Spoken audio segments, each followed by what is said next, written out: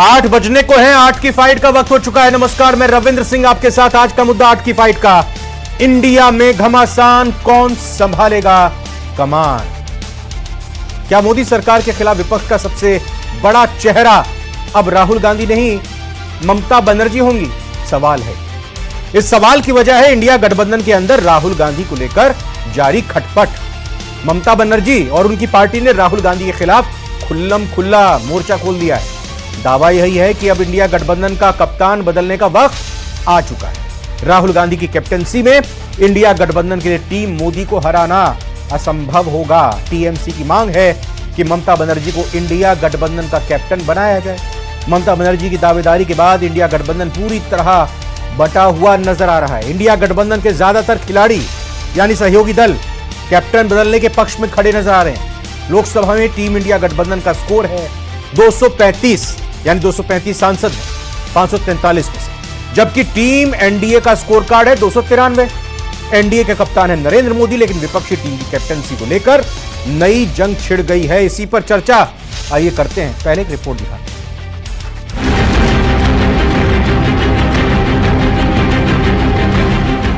नेतृत्व के मुद्दे पर इंडिया गठबंधन की बड़ी मुश्किल।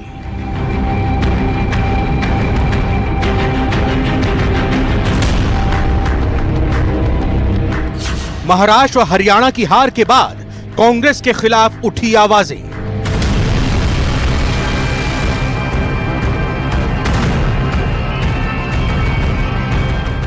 कैप्टन बदलने के पक्ष में इंडिया ब्लॉक के कई नेता। আমি তো একটা ইন্ডিয়া অ্যালায়েন্স তৈরি করে দিয়েছিলাম যে আমি এখানে বসেও আমি কিন্তু এটা চালিয়ে দিতে পারি। कांग्रेस इसकी आपत्ति जता रही है लालू जी। कांग्रेस की वजह नहीं हो, ममता को दो। कांग्रेस की वजह नहीं हो, ममता को दो। इन लोगों के अंदर बहुत दिन से खिचड़ी पक रहा था कि राहुल गांधी के नेतृत्व को इन लोगों ने नकारने का काम किया है।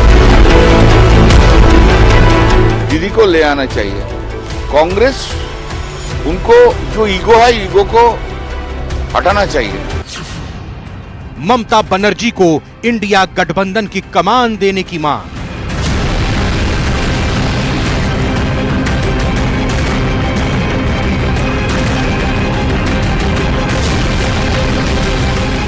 इंडिया में घमासान, कौन संभालेगा कमान?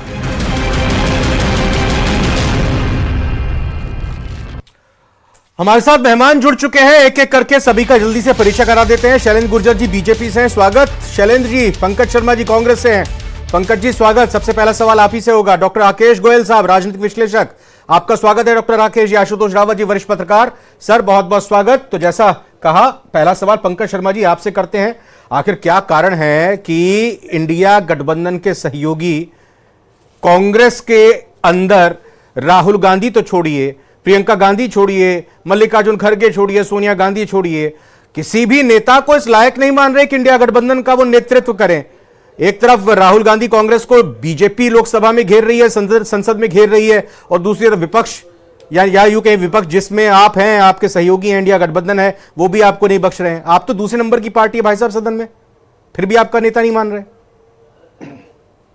देखिए रविंद्र जी, इंडिया गठबंधन एक लोकतांत्रिक गठबंधन है जिसमें सभी पार्टियां अपनी मर्जी से आई हैं। और आप देखेंगे कि जो कांग्रेस है, कांग्रेस एक अकेली इकलौती पार्टी है जो राष्ट्रीय स्तर पे बीजेपी और आरएसएस से लगातार संघर्ष कर रही है। आप खुद भी जानते हैं कि देश के जो जरूरी मुद्दे हैं, भले वो मणिपुर से रिलेटेड मुद्दे हैं या रोजगार के मुद्दे हों या और कोई मुद्दे हों, लगातार कांग्रेस ने राष्ट्रीय स्तर पर मुद्दों को उठाने का काम किया है। अब कांग्रेस कोई जो भी बाकी दल हैं जो ये मांग कर रहे हैं कि उनके लोग नेतृत्व करें इंडिया गठबंधन का, तो इंडिया गठबंधन कोई क्षेत्रीय दल तो है नहीं या क्षेत्रीय गठबंधन तो है नहीं, वो तो केंद्रीय स्तर पे हुआ नेतृत्व है। तो कोई भी केंद्रीय स्तर पर जो नेतृत्व जो हुआ है, गठबंधन हुआ है, वो कोई क्षेत्रीय दल कैसे कर सकता है? कांग्रेस 3 स्टेट्स में फुल मेजोरिटी के साथ है, 2 स्टेट्स में गठबंधन के साथ है, और केंद्र में भी हमारी सबसे बड़ा दल विपक्ष में कांग्रेस ही है। तो मुझे लगता है कि कहीं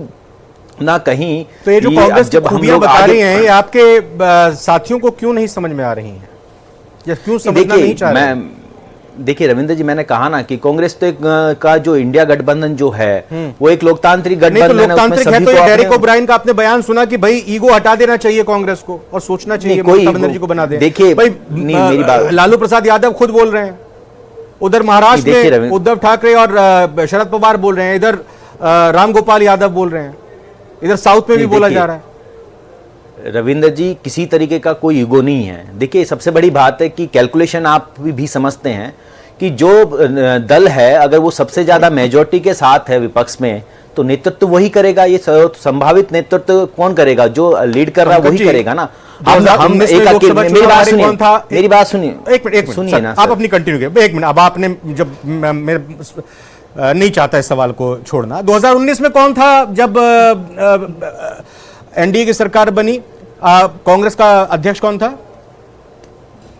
नहीं, मेरी बात सुन लीजिए। अरे सर, मैं यही कह रहा हूं ना, राहुल गांधी उस टाइम अध्यक्ष थे, उसके बाद मल्लिकार्जुन खड़गे अध्यक्ष थे, राहुल गांधी चेहरा थे 2024 में, 2014 भी इससे इतर नहीं था। आप मनमोहन सिंह की उपलब्धियों पर गए थे लेकिन राहुल गांधी को आगे सामने रखकर गए। तो भाई अगर 3 चुनाव हार गए तो आगे की 2029 की तैयारी मौका दीजिए किसी और को, वो ये शायद यही चाह रहे हैं।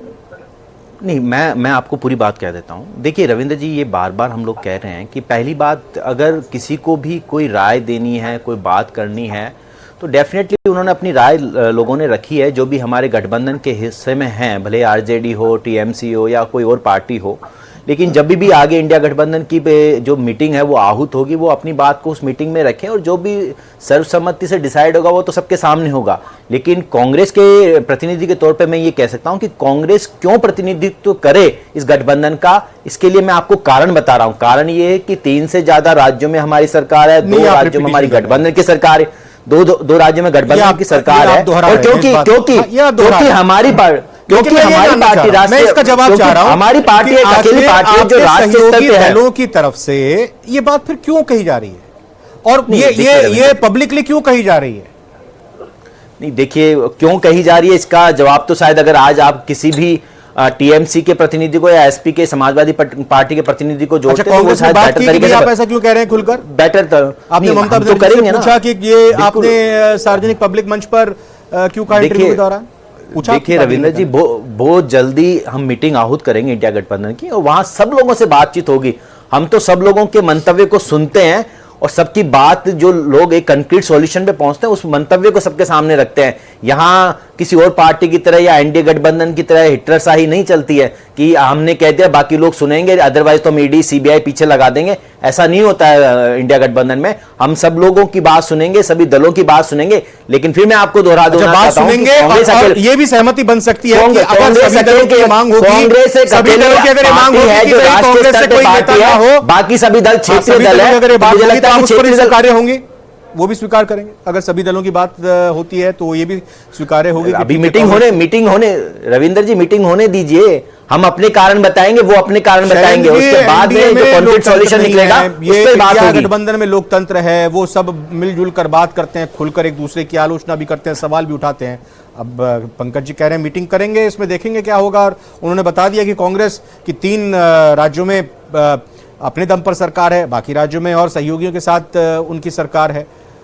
संसद में सबसे ज्यादा, लोकसभा में उनके सांसद हैं।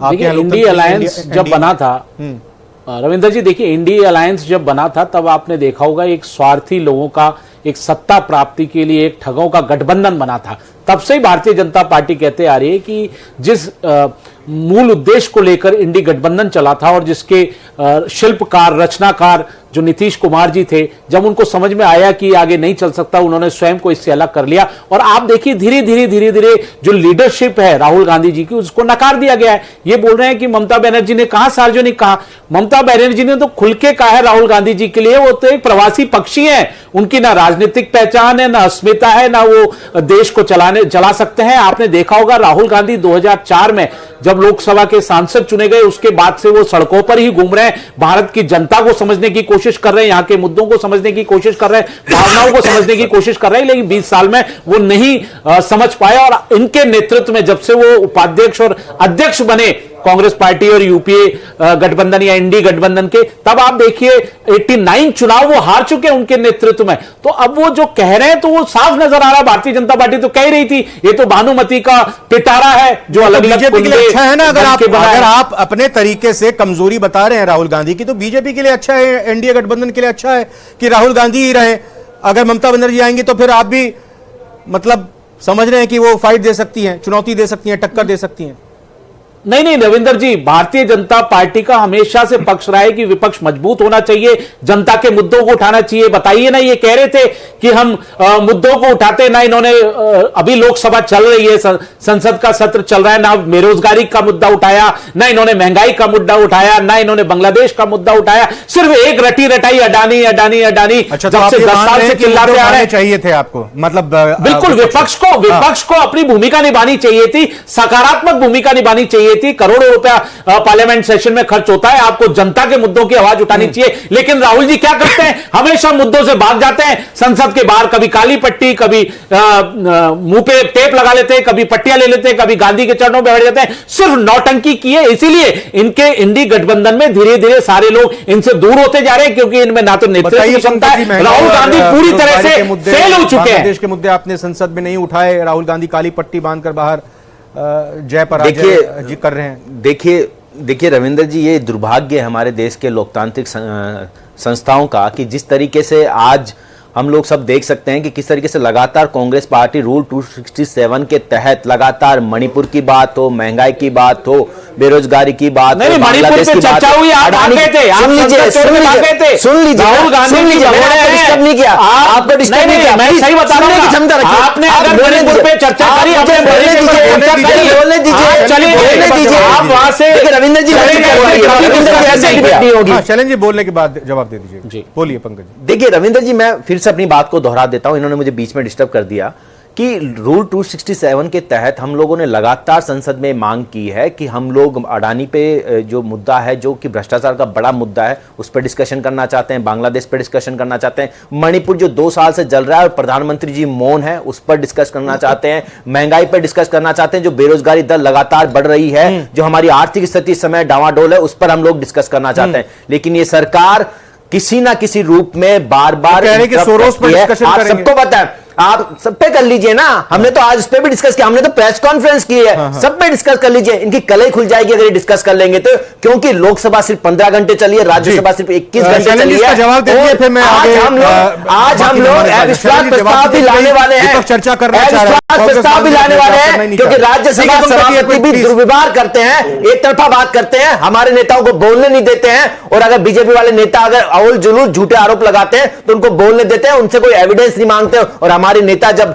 संसद में अपनी बात रखते हैं तो आवाज बंद कर दी जाती है, देश के विपक्ष की आवाज शांत कर दी जाती है। मैं जानता हूं, सोच रहे हैं संसद भवन में बैठे हैं, जाने इस समय इनको चिल्लाने नहीं दीजिए, जैसे कि जेल में आते हैं, जैसे कि बात रख रहा हूं, चिल्ला नहीं रहा हूं, बात रख रहा हूं, मुद्दों से बात कीजिए। आप पहले आप बोलिए, संसद में बैठे चिल्ला लीजिए। देश के गंभीर मुद्दों पर बीजेपी सरकार शांत है, देश के गंभीर मुद्दों पर बीजेपी सरकार शांत है। बांग्लादेश में हमारे हिंदू भाई मारे जा रहे हैं, उन्हें सिर्फ राजनीतिक रोटियां सेकने का काम करते हैं, उस पर चर्चा से बच रहे हैं। दे दीजिए उनको ना।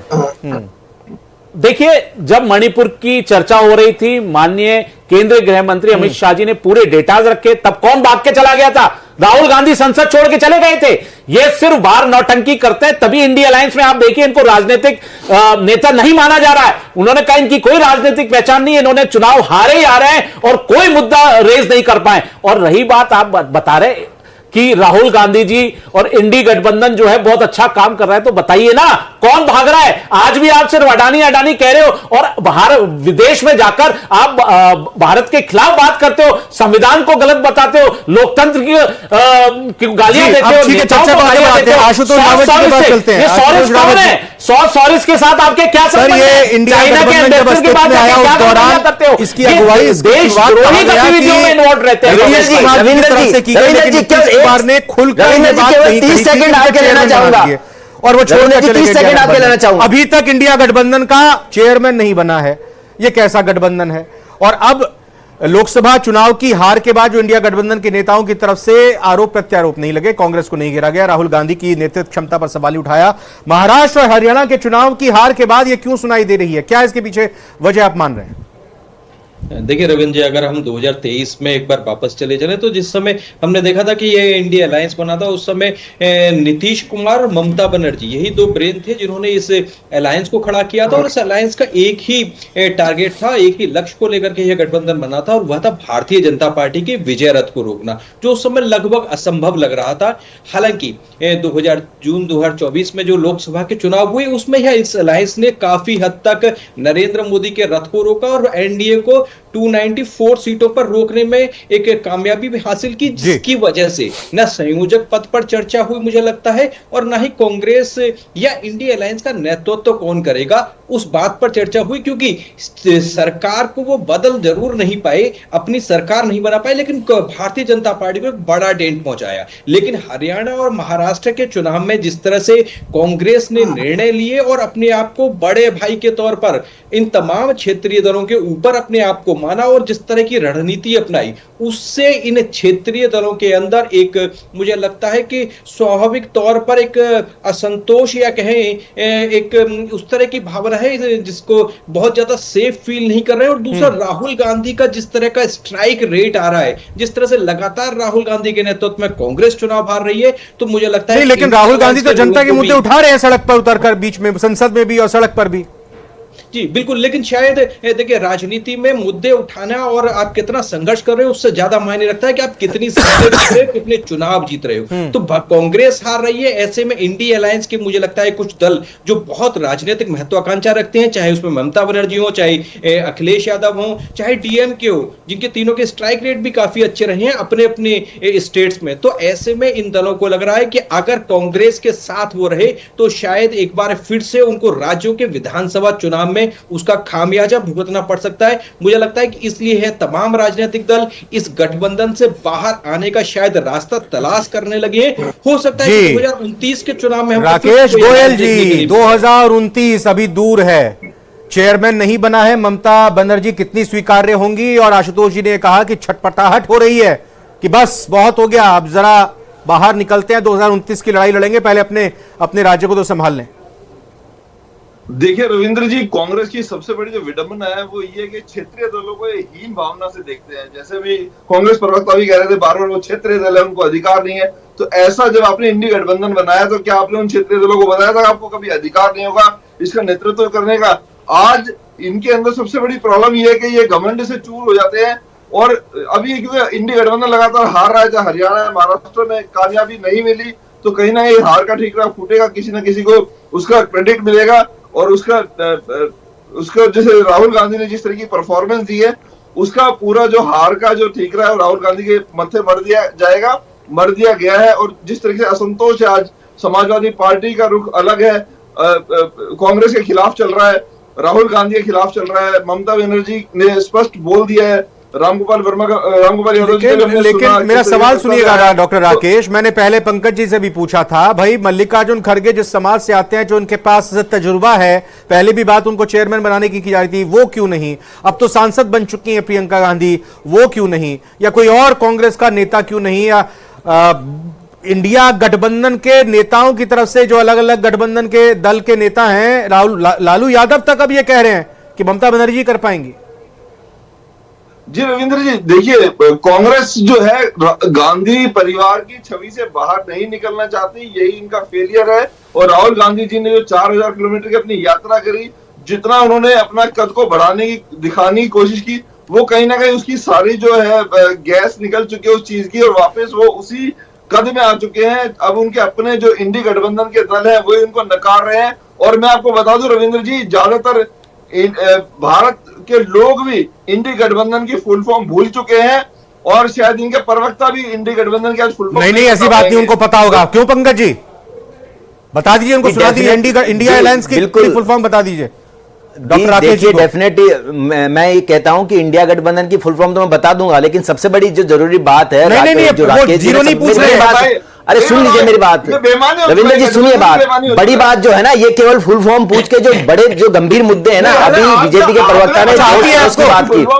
अरे मुझे सब आता है, सुनिए ना, अभी जो मैं बात कहना चाह रहा हूँ सुन लीजिए प्लीज आप एक बार। नहीं आती है, उनको बताना नहीं चाहते डॉक्टर राकेश जी। नहीं आती सर, नहीं आती। पूरे हिंदुस्तान में लोग भूल चुके हैं, इंडी गठबंधन की फुल फॉर्म भूल चुके हैं रविंद्र। पंकज जी देखिए, अब तक बताना पड़ेगा। कैसी बातें कर रहे हैं, कैसी बातें कर रहे हैं आप, मतलब पंकज जी बताना मेरी बात सुनिए, मेरे को मेरी बात सुनिए, जो जरूरी बात है पहले मुझे वो बोलने दीजिए, फिर बाकी आपकी बात पे आऊंगा। देखिए कहीं ना कहीं देश को ये समझना पड़ेगा कि जो जरूरी मुद्दे इस देश के हैं ना, उन पे बात करना बहुत जरूरी है। ठीक है, एक मिनट फुल फॉर्म छोड़िए, एक मिनट फुल फॉर्म छोड़िए, फुल फॉर्म छोड़िए, सुन के इंडिया का एक मिनट सर, जरूरी मुद्दों की आपने बात की, करिएगा फुल फॉर्म। आपने डॉक्टर राकेश जी के जब सवाल का जवाब नहीं दिया, मेरे सवाल का जवाब दे दीजिए। क्या ये माना जाए कि इंडिया गठबंधन का भविष्य नहीं रहा है, खत्म होने वाला है, टूटने वाला है?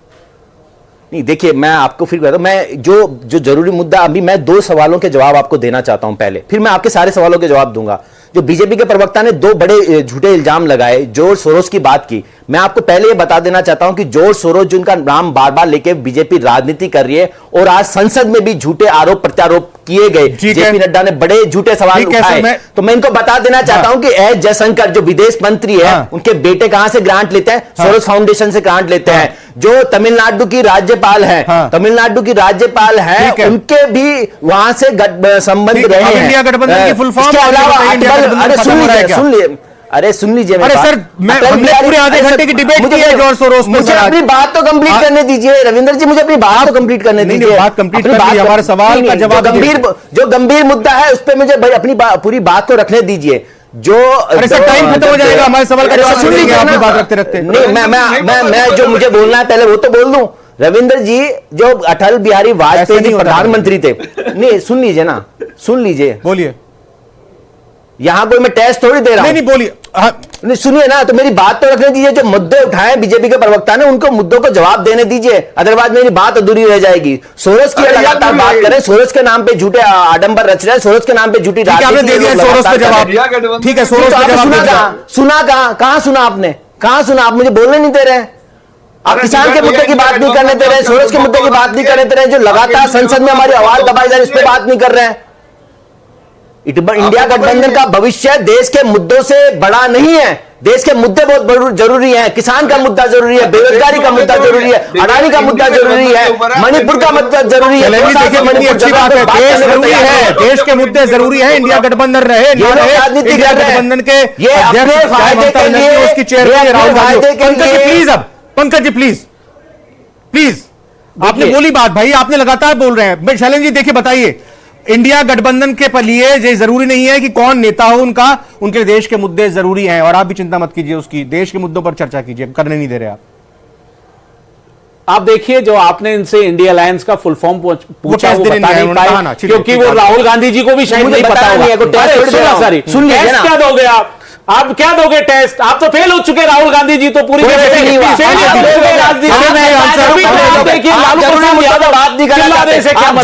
की बात कर रहे हैं आप, जवाब दीजिए ना। केंद्रीय विदेश मंत्री के क्या रिश्ते हैं सोरेस फाउंडेशन से? आप इसका जवाब दीजिए, आप इसका जवाब दीजिए, रिजेक्ट कर दिया दीजिए ना। 10 साल से ये मुद्दे उठा रहे हैं, महंगाई, जो भी मुद्दे इन्होंने उठाए उस पर भारत की जनता ने इनको तमाचा मारा है, इनको बाहर कर दिया है, इनको विपक्ष का दर्जा नहीं था। 99 सीटें आ गई तो खुश हो रहे हैं कि हमारे को 100 में से 99 मिल गए, आपको 543 में से 99 मिले। सर मुझे बताइए कि जिस तरीके से विपक्ष में खुलकर ये आवाज उठने लगी है कांग्रेस के खिलाफ, राहुल गांधी के खिलाफ, और अपने पक्ष में कहा जा रहा है कि ममता बनर्जी को इंडिया गठबंधन का अध्यक्ष बनाया जाए, तो कांग्रेस कैसे डील करेगी इस मामले को, या जैसे चल रहा है चलने दीजिए?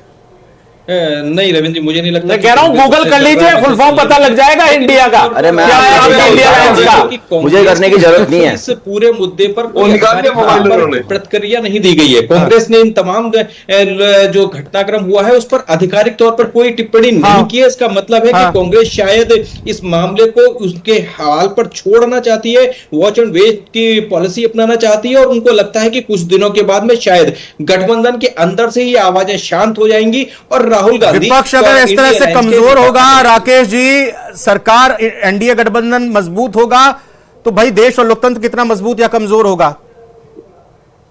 देखिए रविंद्र जी, ये तो बता नहीं पाया, पर मैं इनको इंडिया गठबंधन की फुल फॉर्म बता देता हूं। इनको नहीं देगा इंडिया अवसर, यही फुल फॉर्म इसकी बचेगी। कुल मिला के इंडिया गठबंधन फेल हो चुका है। अब ये गूगल करके नहीं, आप ऐसे मजाक मत कीजिए राकेश उसकी जी। फुल फॉर्म मैं बिल्कुल जवाब दे रहा हूँ। एनडीए मजबूत है और धीरे धीरे और मजबूती की तरफ जा रहा है। इनके अब क्योंकि 4.5 साल का नहीं, विपक्ष की मजबूती भी जरूरी है ना सर, विपक्ष की मजबूती जरूरी है, विपक्ष के नेता का एक चेहरा भी जरूरी है सर। विपक्ष की मजबूती जरूरी है, पर विपक्ष मजबूत तभी होगा जब ये अपनी हाँ पंकज जी फिर नाराज जाएंगे, कुछ कहना चाहेंगे। 10 सेकंड है पंकज जी, और ज्यादा टाइम नहीं है मेरे पास, बोल दीजिए 10 सेकंड। पंकज जी 10 सेकंड। देखिए रविंद्र जी, मुझे